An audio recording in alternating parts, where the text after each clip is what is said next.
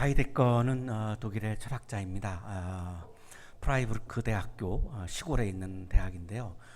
이 학교에 신학부에 입학을 했다가 중간에 철학으로 전공을 바꾸었습니다. 그리고 1928년에 후설 교수의 후임자로 모교인 프라이부르크 대학교 교수가 됩니다. 도시에 있는 큰 대학인 베를린 대학교에서 임용 제의를 2번이나 했는데 2번 다 하이데거가 거절했습니다. 그 이유는 시골에는 숲길이 있었기 때문입니다. 숲길에서 하이데거가 이렇게 이야기합니다. 숲풀은 숲을 지칭하던 옛 이름이다. 숲에는 대개 풀이 무성히 자라나 더 이상 걸어갈 수 없는 곳에서 갑자기 끝나 버리는 길들이 있다. 그런 길들을 숲길이라고 부른다. 길들은 저마다 뿔뿔이 흩어져 있지만 길은 숲속에 있다. 종종 하나의 길은 다른 길과 같은 것처럼 보인다. 그러나 그렇게 보일 뿐이다. 나무꾼과 산지기는 그 길들을 잘 알고 있다. 그들은 숲길을 걷는다는 것이 무엇을 뜻하는지 알고 있다. 인생은 숲길을 걸어가는 것이라고 하이데거는 이야기하고 있습니다. 지금 보시고 계시는 사진이 하이데거가 산책을 하던 그런 숲길을 우리가 보고 있습니다. 숲길은 끝이 있습니다. 인생은 숲길을 걸어간다라고 하는 의미는 숲길은 반드시 끝이 있습니다. 숲풀이 우거져서 더 이상 갈 수 없는 곳이 나타나는 것이 숲길입니다. 그렇다면 인생은 끝이 있다라고 하는 의미입니다. 시편 49편 9절의 말씀입니다. 죽음을 피하고 영원히 살 생각도 하지 말아라. 죽음을 피할 수도 없고 영원히 살 수도 없습니다. 끝이 있습니다. 인생은 끝이 있습니다.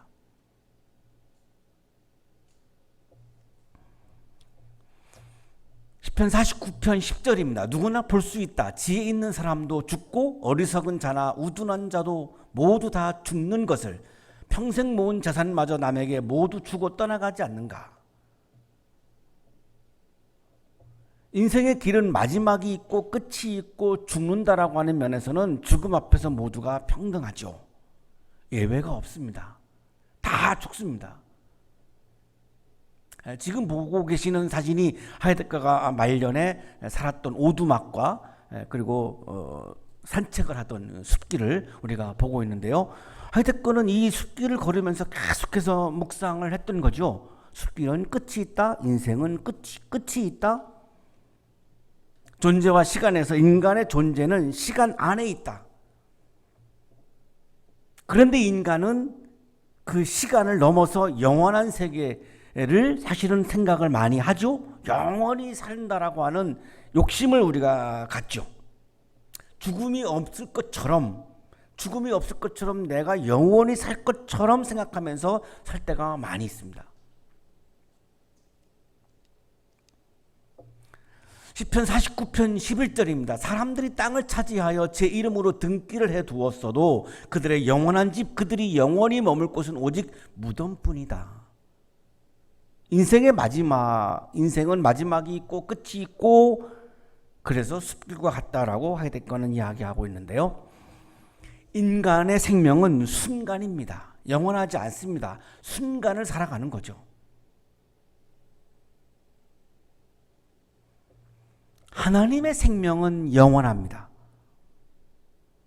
내가 영원히 사는 것을 욕망하는 것은 하나님이 되려고 하는 욕망과 같은 의미입니다. 시편 16편 10절입니다. 주님께서 나를 보호하셔서 죽음의 세력이 나의 생명을 삼키지 못하게 하실 것이며 주님의 거룩한 자를 죽음의 세계에 버리지 않으실 것이기 때문입니다. 인간의 세계에서는 죽음이 존재하지만 하나님의 세계에서는 죽음이 존재하지 않습니다. 죽음이라고 하는 개념 자체가 존재하지 않습니다. 하나님의 세계는 생명의 세계이기 때문에 죽음이라고 하는 단어가 없습니다. 죽음이라고 하는 개념이 없습니다. 그래서 이렇게 말씀하시는 거죠. 죽음의 세력이 나의 생명을 삼키지 못한다. 어디에서는? 하나님의 세계에서는. 인간의 세계에서는 죽습니다. 끝납니다. 하나님의 세계에서는 죽음이라고 하는 개념 자체가 존재하지 않습니다. 시편 16편 11절입니다. 주님께서 몸소 생명의 길을 나에게 보여주시니, 여기 생명의 길을 좀 주목하시면 좋겠는데요. 이 생명의 길을 우리가 자꾸 영생, 시간의 개념으로 이해를 하고 있죠. 자, 자세히 보시죠. 과연 생명의 길이를 말씀하시는 것인지, 주님께서 모두 생명의 길을 나에게 보여주시니 주님을 모시고 사는 삶에 기쁨이 넘칩니다. 영생이라고 하는 개념은, 생명의 길이라고 하는 개념은 시간의 개념이 아닙니다. 주님을 모시느냐 모시지 않느냐, 주님을 모셔서 내가 기쁨이 넘치느냐, 주님을 내가 모셔서 주님과 함께 걸어가는 그 길이 생명의 길이라고 말씀하고 있죠. 그게 영생의 길입니다. 주님께서 내 오른쪽에 계시는 이 큰 즐거움이 영원토록 이어질 것입니다. 주님과 함께 걸어가면 즐거움이 영원토록 이어지는 거죠. 인간의 세계에서 살고 있는 나의 생명은 영원하지 못합니다. 영원할 수 없습니다. 불가능합니다. 아무리 지금 의학이 발달해서 생명을 연장시키고 있지만 죽습니다. 성서가 말씀하고 있는 영생의 개념은 시간의 길이를 말씀하고 있는 것이 아니라 주님과 함께 걸어가는 인생이냐, 주님과 함께 걸어가지 않는 인생이냐, 이거를 말씀하고 있는 겁니다.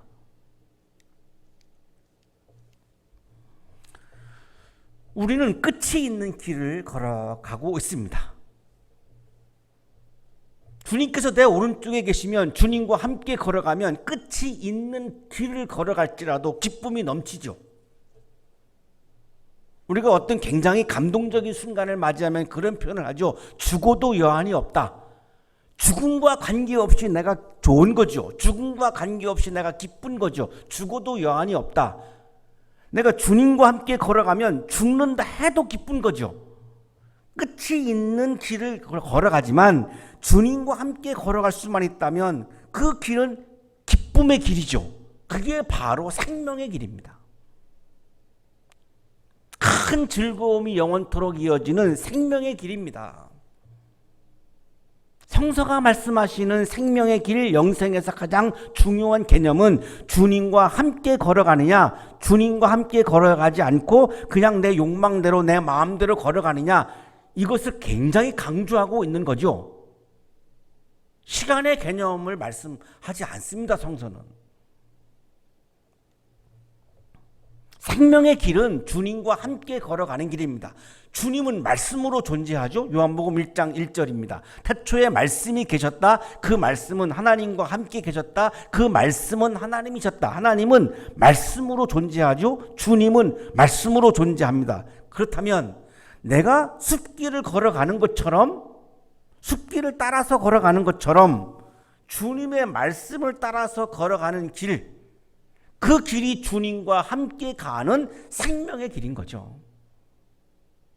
말씀과 관계없이 나의 이념과 철학과 나의 욕망을 따라서 걸어가면서 내가 생명의 길을 걸어간다. 불가능합니다. 주님의 말씀을 따라서 숲길을 걸어가듯이 걸어갈 때에 그 길이 바로 기쁨의 길이요, 생명의 길이요, 영생의 길인 겁니다. 오늘의 성서 일과는 바로 이 죽은 사람들에 대한 말씀인데요. 데살로니가 교회에서 사람들이 임박한 종말론 때문에 죽은 가족들에 대한 생각, 죽은 가족들 앞에서 굉장히 비탄에 빠져서 모든 것을 다 손 놓고 살아가는 교인들이 있었습니다. 그 상황을 전해 듣고 바울이 죽은 사람들에 대한 말씀을 편지로 쓴 겁니다. 굉장히 우리가 주목할 필요가 있는 오늘 성서 일과입니다. 한국교회에서 이해하고 있는 죽으면 천당 간다, 그런 개념은 여기에 나오지 않습니다. 영생은 시간의 개념에서 그냥 영원히 죽지 않고 사는 거다, 이런 내용이 여기 나오지 않습니다.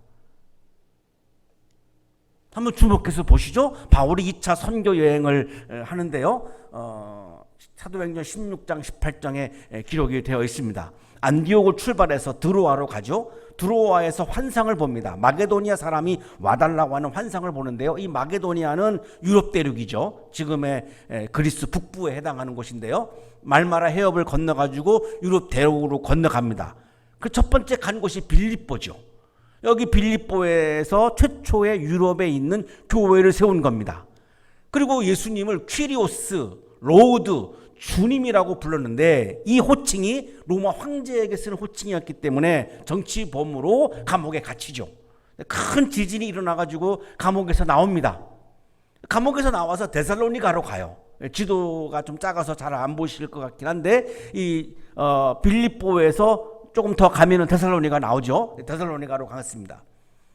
거기서 이제 유럽의 두 번째 교회를 세웠고요. 거기서 예수를 그리스도라고 전합니다. 이 그리스도는 히브리어로는 메시아고요. 왕을 의미하죠. 근데 왕은 로마 황제니까요. 역시 정치범으로 제소를 당하죠. 그래서 베레아로 갑니다. 베레아로 갔는데 데살로니가에서 유대인 깡패들이 몰려와가지고 바울에게 테러를 가해요. 그래서 아테나로 가고 고린도로 갑니다. 이 고린도에 갔을 때 디모데가 와서 데살로니가 교인들이 참 믿음을 잘 지키고 있다라고 소식을 전해줬고 바울이 너무 기뻐가지고 데살로니가 교인들에게 격려 편지를 썼습니다. 이것이 한 주후 52년경인데요. 이게 바로 데살로니가 전서고 신약 성경 27권 중에서 최초로 쓰여진 성서이고 바울의 서신 중에서 최초로 쓰여진 예수님이 승천하시고 나서 한 20년 후에 쓰여진 그런 성경입니다. 데살로니가 교인들이 잘하고 있었는데 한 가지 문제가 있었습니다. 종말론에 대한 오해입니다. 하나님의 나라가 가까이 왔다. 예수님이 그렇게 말씀하셨죠. 하나님의 나라가 가까이 왔다.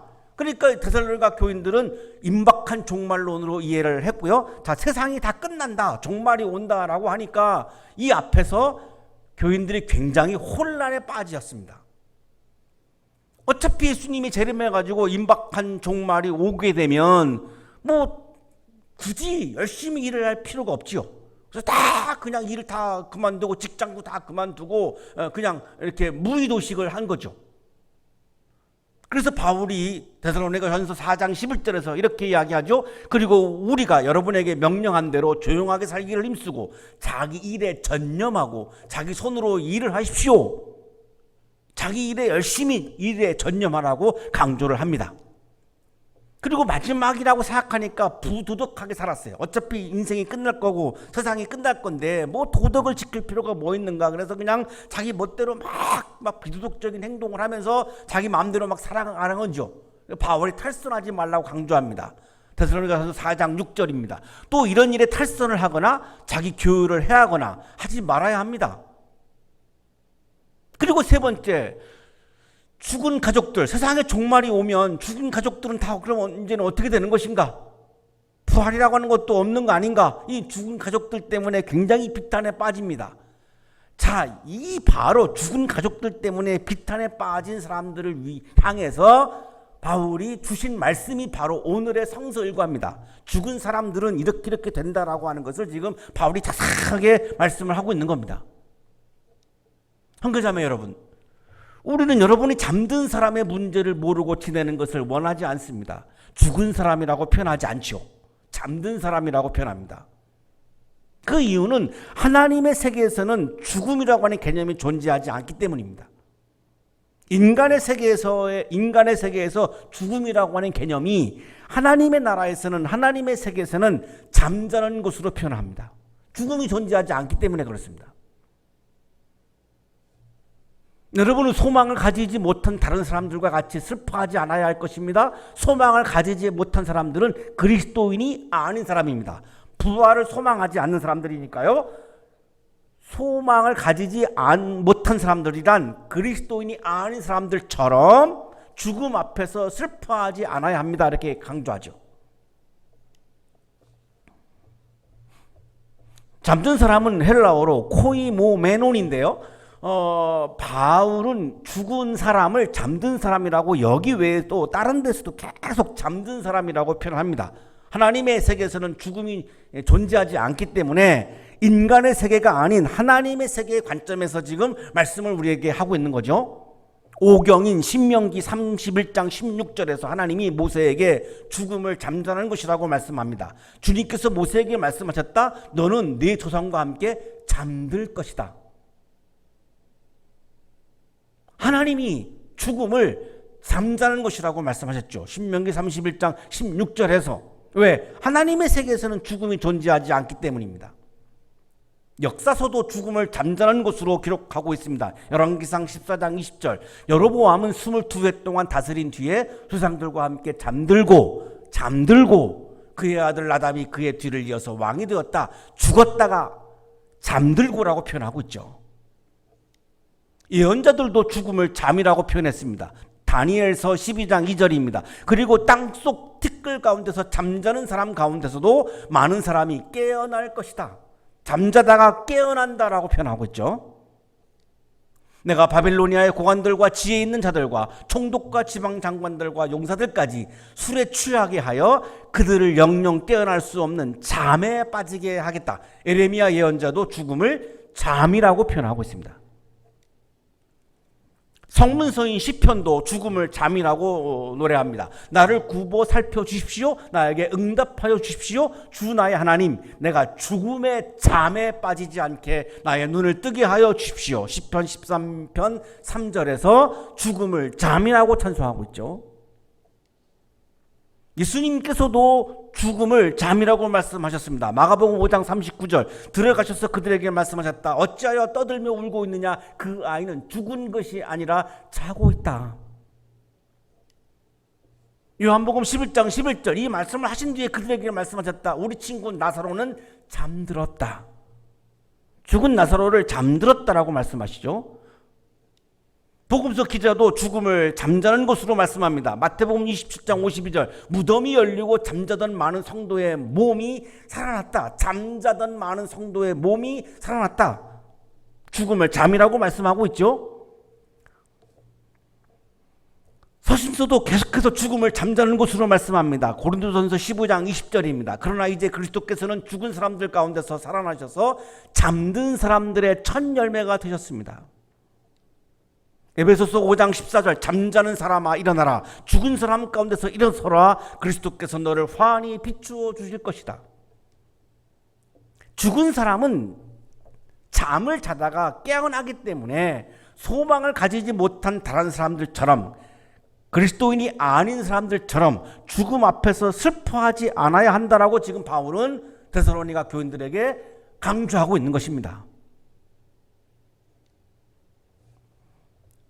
김세윤 교수의 설명입니다. 죽음을 잠자는 것으로 표현할 때에 이 표현 속에는 부활신앙을 내포합니다. 죽었다라고 하는 것은 끝난 거죠. 잠잔다라고 하는 것은 깨어남을 전제하고 있죠. 이 깨어남이 바로 부활을 의미한다라고 김세윤 교수는 설명하고 있습니다. 인간의 차원에서 죽은 사람이 하나님의 차원에서는 잠자는 사람이고요. 잠을 자다가 깨어납니다. 이 잠을 자다가 깨어나는 것이 바로 부활입니다. 그리스도인은 이것을 믿는 사람이 그리스도인이라고 하는 거죠. 그러니까 그리스도인에게 입에서는 죽음이라고 하는 말을 해서는 안 된다는 것입니다. 왜? 잠을 자다가 깨어나는 것이고 그것이 부활이니까. 우리는 예수께서 죽으셨다가 살아나신 것을 믿습니다. 죽었으면 끝난 건데요. 잠을 자다가 깨어난 거죠. 그것이 부활이죠. 이와 같이 하나님께서 예수 안에서, 여기 예수 안에서를 또 주목하셔야 되는데요. 예수 안에서 잠든 사람들도, 자, 죽은 사람이 잠든 사람이라고 말씀하죠. 여기서도. 근데 잠들었는데 어디에서 잠들었느냐? 예수 안에서입니다. 이걸 자꾸 저 세상 여기 세상 공간을 자꾸 생각하시면 이 말씀을 이해할 수가 없습니다. 그럼 공간의 개념이 아니고 예수 안에서 잠자고 있다라고 하는 의미입니다. 예수 안에 있는 거죠. 예수와 함께 있는 거죠. 자, 예수 안에서 잠든 사람들도 예수와 함께 데리고 오실 것입니다. 이것이 바로 부활을 말씀하고 있는 겁니다. 데리고 온다는 거죠. 예수 안에서 잠든 사람, 그 죽은 사람을 데리고 온다, 다시 부활한다라고 하는 말씀입니다. 인간의 세계에서 죽은 사람이 하나님의 세계에서는 예수 안에서 잠든 사람입니다. 죽은 사람이 잠들었다고 한다면 대번 질문이 나오겠죠. 그럼 지금 어디에 있습니까? 예수 안에 있다라고 지금 성서는 답을 하고 있는 겁니다. 예수 안에 있는 겁니다. 김수현 교수의 설명입니다. 그리스도와 함께 데리고 온다는 이 표현의 함축된 의미가 예수를 죽은 자들로부터 부활시키신 것과 같이 하나님이 그 죽은 자들을 부활시킨다는 것입니다. 그리스도 안에 있음은 현재로 그치는 것이 아닙니다. 죽음으로 끝나는 것이 아니라 죽음 후에도 계속 우리는 주 안에 있게 되는 것입니다. 살아서 주 안에 있었던 사람은 죽어도 주 안에 있는다라고 하는 의미입니다. 살아서 주 안에, 주님과 함께 그리스도 안에, in Christ, 주님 안에, 살아서 주님 안에 있는 사람은 죽어도 주님 안에 있다라고 하는 겁니다. 살아서 주님 안에 있는다라고 하는 말이 공간의 개념인가요? 내가 집에 있으면 주님 안에 있는 거고 바깥에 나가면 주님 안에 있는 게 아닌가요? 자, 우리가 오늘날 주님 안에 있는다라고 하는 말에서 우리는 공간을 떠오르지 않습니다. 근데 왜 죽은 다음에는 자꾸만 공간을 떠오르죠? 살아있을 때도 내가 주님 안에 있다라고 하는 말씀은 주님의 말씀 안에 있다라고 하는 의미이지 공간의 개념이 아닌 것처럼 죽은 이후에도 주님 안에 있다라고 하는 말씀의 의미는 공간의 개념이 아니고 내가 주님 안에 있다라고 하는 거 살아있으나 죽으나 똑같습니다. 그거는 변함이 없습니다. 죽은 사람, 잠든 사람은 현재 그리스도 안에 있습니다. 살아있을 때 그리스도 안에 있었던 분들은 죽은 이후에 지금 다 그리스도 안에 존재하고 있고 그리스도 안에서 잠자고 있는 겁니다. 예수께서 죽음을 앞둔 강도에게 죽으면 나와 함께 있게 된다고 말씀하시죠. 누가복음 23장 43절입니다. 내가 진정으로 너에게 말한다. 너는 오늘 나와 함께 나고는 있을 것이다. 자, 죽는 강도한테 주님이 하신 말씀이에요. 나와 함께 있는다. 나와 함께 있는다. 그리스도 안에 있는다는 거죠. 언제? 죽은 이후에. 바울도 죽은 사람, 잠든 사람은 그리스도 안에 존재한다고 말씀합니다. 빌립보서 1장 23절입니다. 내가 원하는 것은 세상을 떠나서 그리스도와 함께 있는 것입니다. 죽으면 그리스도와 함께 있는 거죠. 데살로니가전서 5장 10절입니다. 그리스도께서 우리를 위하여 죽으신 것은 우리가 깨어있든지 자고 있든지 살았든지 죽었든지의 개념입니다. 그리스도와 함께 살게 하시려는 것입니다. 살아있으나 죽었으나 그리스도와 함께 있는 것이 중요하다라고 하는 겁니다. 영적으로는, 신앙적으로는. 로마서 14장 9절이죠. 그리스도께서 죽으셨다가 살아나신 것은 죽은 사람에게도 산 사람에게도 죽은 사람에게도 산 사람에게도 다 주님이 되시려는 것이었습니다. 산 사람에게도 주님은 죽은 사람에게도 주님이 된다는 거죠. 골로새서 3장 3절입니다. 여러분은 이미 죽었고 여러분의 생명은 그리스도와 함께 하나님 안에 감춰져 있습니다. 죽으면 그리스도와 함께 그리스도 안에 존재한다는 것이죠. 독일의 신학자 몰트만의 주장입니다. 죽은 사람들의 실존은 아직 죽은 사람들로부터의 부활은 아니다. 현재 죽으신 분들이 부활한 상태가 아닙니다. 그것은 그리스도와 함께 있는 존재이다. 그들은 그리스도 안에 있다. 그리스도 안에서 잠자고 있는 겁니다.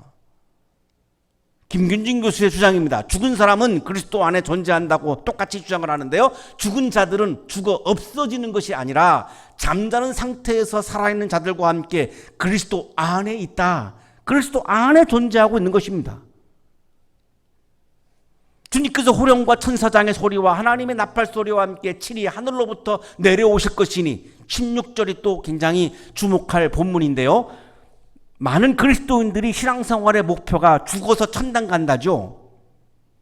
자, 데살로니가 4장 16절은 그렇게 말씀하지 않죠. 예수님이 하늘로부터 내려온다는 겁니다. 내가 천당을 가는 게 아니라 예수님이 오시는 거예요. 어디로? 여기로. 하늘로부터 내려오신다고 말씀하잖아요. 하늘로부터 내려온다. 마지막 나팔이 울려 퍼질 때에 예수님이 하늘로부터 내려오십니다. 내가 천당 간다는 말씀이 아니고 예수님이 내려오신다는 거예요. 그럼 어떤 일이 일어나나요? 그리스도 안에서 죽은 사람들, 잠자던 사람들이 먼저 일어납니다. 이게 부활입니다.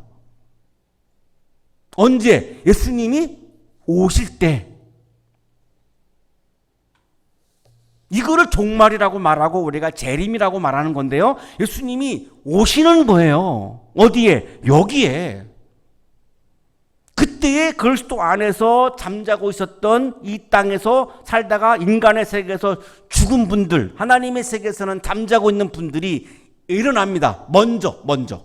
우리들보다 먼저. 이 순서가 바뀔 수가 없다라고 이제 17절에서 말씀하는데요.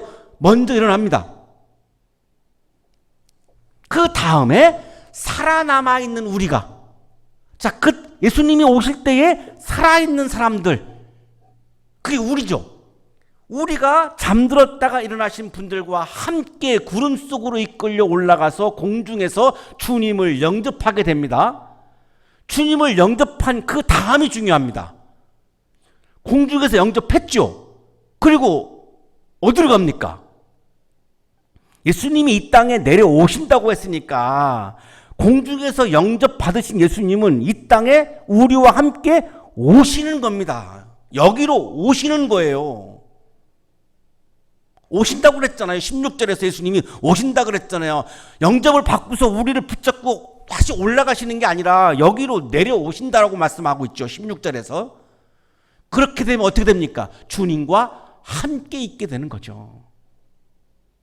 산 사람도 죽은 사람도 주님과 함께 있는 공동체가 되는 거죠. 이거를 공중으로 올라간다라고 하는 개념 때문에 뭐 다미 선교회 등등 휴거를 주장해가지고 시한부 종말론 때문에 많은 우리들의 사회를 어지럽혔는데요. 데살로니가 4장 16절 17절만 잘 읽어보아도 그렇게 말씀하고 있지 않아요. 성서가. 예수님이 이 땅에 오신다는 거죠. 그러면 우리가 먼저 죽으신 분들, 잠자고 있는 분들과 함께 그 주님을 영접한다는 거예요. 영접해서 여기에서 함께 산다는 거예요. 누구와? 주님과 함께. 그게 하나님의 뜻이 완전히 이루어진 하나님 나라의 완성된 상태예요.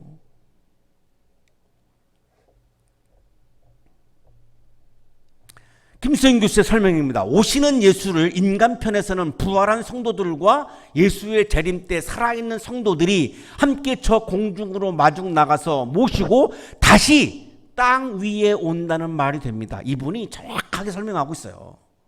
그래서 이 땅 위에서 주와 함께 산다는 것입니다.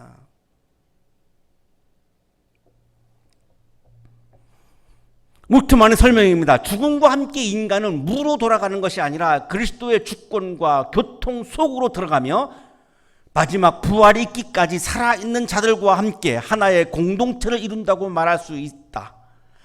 산 사람이 죽으신 분들과 함께 공동체를 이루어서 예수님을 영접하고 그 오신 예수님과 함께 이 땅 위에서 하나님의 나라를 완성한 상태에서 함께 살아간다는 겁니다. 그 하나님의 나라의 완성을 위해서 그리스도인은 존재하고 있는 거고 오늘도 우리는 하나님 나라의 완성을 위해서 살고 있는 거죠. 고린도전서 15장 52절입니다. 납발소리가 나면 죽은 사람은 썩어 없어지지 않을 몸으로 살아나고 우리는 변화할 것입니다.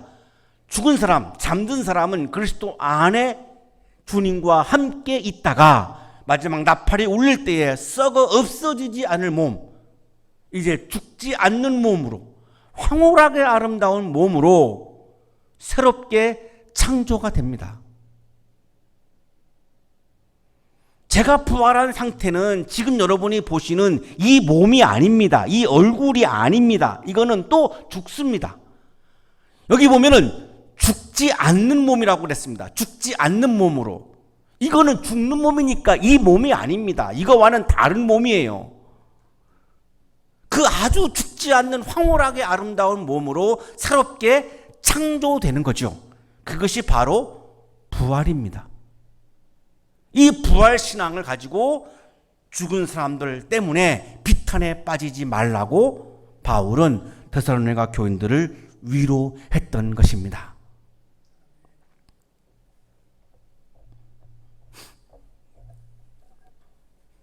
인간의 세계에서는 완전히 끝나는 죽음이 존재하지만 하나님의 세계에서는 죽지 않는 영원한 몸으로 존재합니다.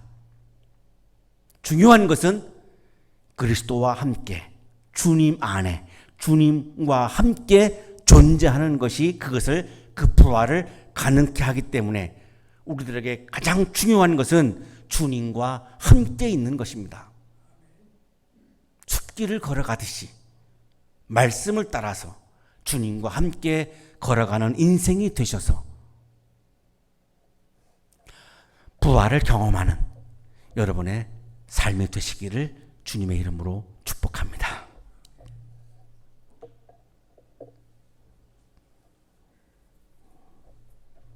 거룩하신 주님, 주님의 말씀을 따라서 걷지 아니하고 나의 욕망을 따라서 걸어가고 있음을 고백합니다. 우리를 불쌍히 여겨 주옵시고 말씀을 따라서 주님과 함께 걸어가는 인생이 되게 하셔서 부활을 경험하는 은총이 충만케 하여 주시옵소서. 예수 그리스도의 이름으로 기도하옵나이다. 아멘.